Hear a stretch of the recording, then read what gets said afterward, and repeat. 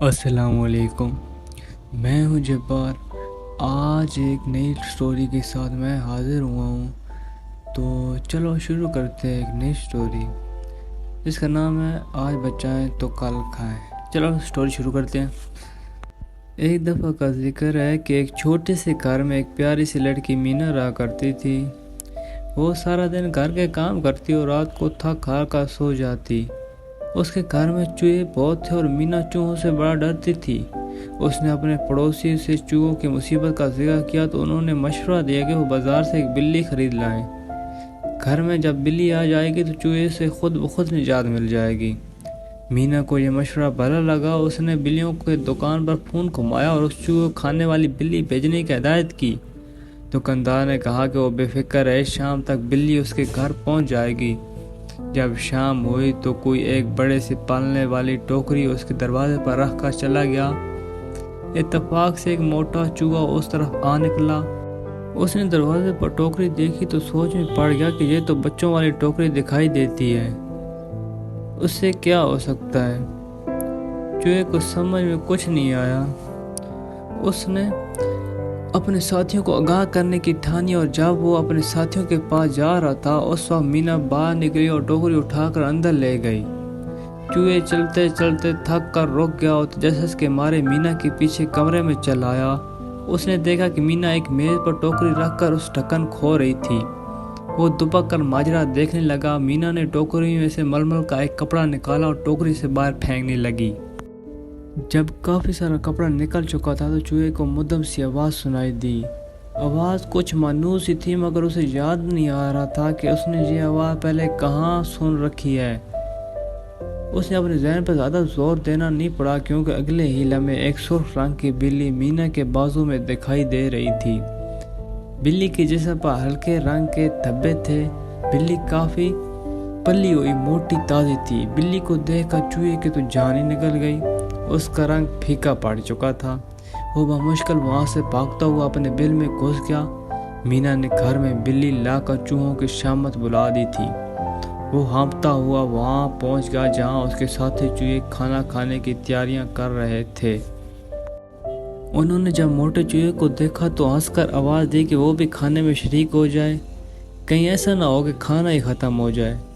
موٹا چوہا پریشانی کے عالم میں کرسی پر بیٹھ کر اپنی سانسیں درست کرنے لگا۔ اس کے چہرے پر ہوائیاں اڑ دیکھ کر اس کے ساتھی چوہے بھی پریشان ہو گئے۔ ایک نے پوچھا کہ خیریت تو ہے؟ موٹا چوہا اس دوران سنبھل چکا تھا۔ اس نے ہاتھ ہلا کر بتایا کہ مینا ان سے چھٹکارا پانے کے لیے بازار سے بلی منگوائی ہے جو کافی موٹی تازی ہے۔ اس کی صورت سے تو یوں لگتا تھا جیسے وہ چوہے کھانے میں بڑے ماہر تھے۔ یہ سن کر چوہے بھی پریشان ہو گئے۔ ایک چوہا گھبرایا ہوا بولا کہ اب کیا کیا جائے؟ موٹا چوہا کچھ دیر سوچنے کے بعد بولا کہ ابھی تو ہمیں کچھ بھی نہیں کہہ سکتا مگر آنے والے وقت میں بلی کا جائزہ لے کر کچھ نہ کچھ ضرور بتاؤں گا۔ تم لوگ اب ذرا سے احتیاط سے باہر نکلنا، کہیں ایسا نہ ہو کہ بلی کے چپٹے میں آ جاؤ۔ سب چوہوں نے وعدہ کیا کہ وہ دیکھ بھال کر باہر نکلا کریں گے۔ اس کے بعد چوہے کھانا کھانے میں مصروف ہو گئے۔ دوسری طرف مینا بلی کو دیکھ کر بہت خوش ہوئی۔ اس نے بلی کے لیے ٹوکری میں نیا بستر لگایا اور ٹوکری کو میز کے نیچے رکھ دیا۔ بلی کچھ دیر تک ٹوکری میں بیٹھی رہی، پھر باہر نکل کر گھر کا جائزہ لینے لگی۔ اس گھر میں سے چوہوں کی بدبو آ رہی تھی۔ بلی نے کونوں کھداروں میں جھانک کر مگر سب چوہے اس کی آمد سے مطلع ہو کر پہلے ہی ہوشیار ہو چکے تھے۔ بلی چرتے پھرتے صوفے پر جا بیٹھی۔ صوفہ بڑا نرم تھا۔ بلی چوکڑی لگا کر اس پر بیٹھ گئی۔ بلی نے اگلے چند دنوں میں ڈھیر سارے بچے دے دیے جو گھر بھر میں دھوم مچاتے پھرنے لگے۔ چوہوں کی تو اب جان پر بن گئی تھی۔ پہلے تو بلی کو جلد دیکھ کر کچھ نہ کچھ خوراک حاصل ہی کر لیتے تھے مگر اب وہ جس طرح سے نکلتے سامنے انہیں بلی کا بچہ کھیلتا ہوا نظر آ جاتا۔ تھوڑی ہی دنوں میں چوہوں کی خوراک کا ذخیرہ بالکل ختم ہو گیا۔ کئی چوہے بھوک سے نڈال ہو کر باہر نکلے اور بلی کا نوالا بن گئے۔ کچھ چوہے بلی کے بچوں کے ہاتھ لگ گئے جنہوں نے انہیں فٹ بال کی طرح اتنا لڑکایا کہ وہ جان سے ہاتھ دھو بیٹھے۔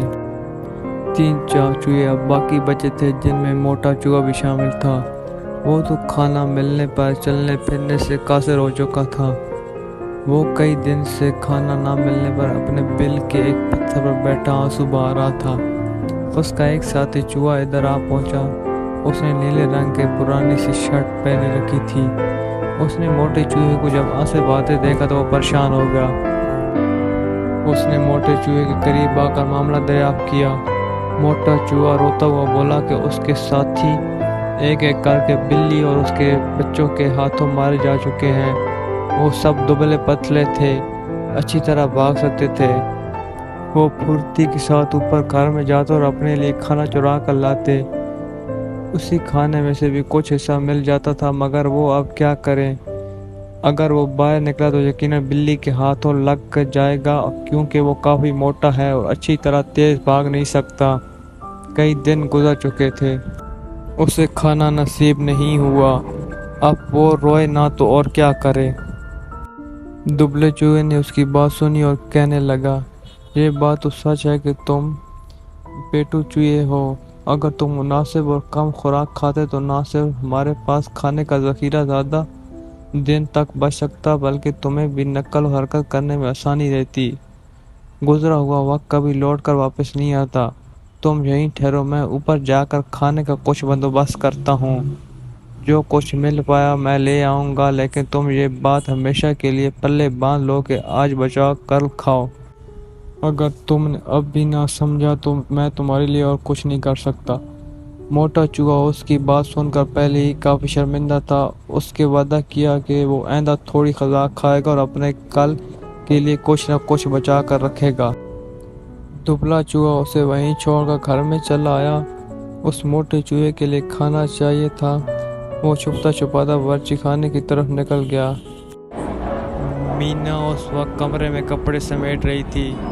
بلی اور اس کے بچے کمرے میں اچھل کود کر رہے تھے۔ دبلا چوہا محتاط اندازے میں باورچی خانے میں پہنچا اور ادھر ادھر دیکھ کر اس نے زمین پر پڑا ہوا ایک روٹی کا ٹکڑا اٹھایا اور واپس دوڑ لگا دی۔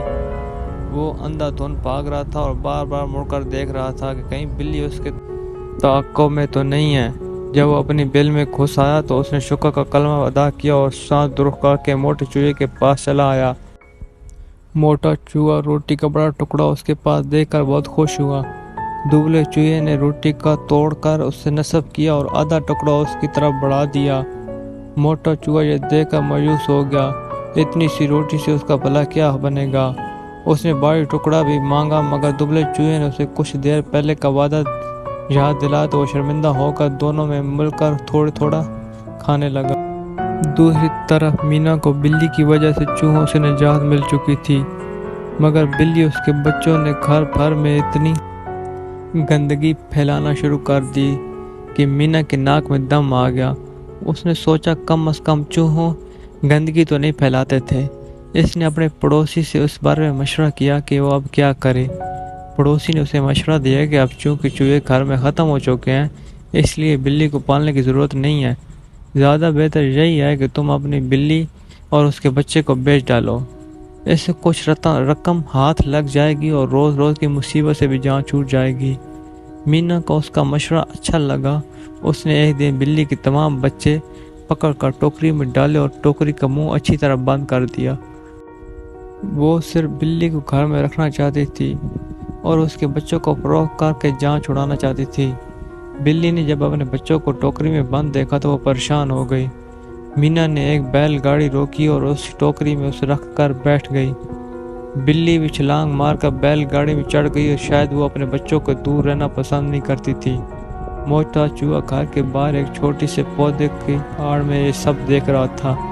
جب مینا ٹوکری اور بلی سمیت بیل گاڑی میں بیٹھ کر وہاں سے چلی گئی تو اس نے خوشی سے نعرہ لگایا۔ اب اسے بلی کا کوئی خوف نہیں تھا۔ وہ سکون اور بے خوفی سے اپنے لیے کھانا ڈھونڈ سکتا تھا۔ بلی کی آمد سے اسے یہ احساس ہو چکا تھا کہ زیادہ کھانا پینا صحت کے لیے اچھا نہیں ہوتا۔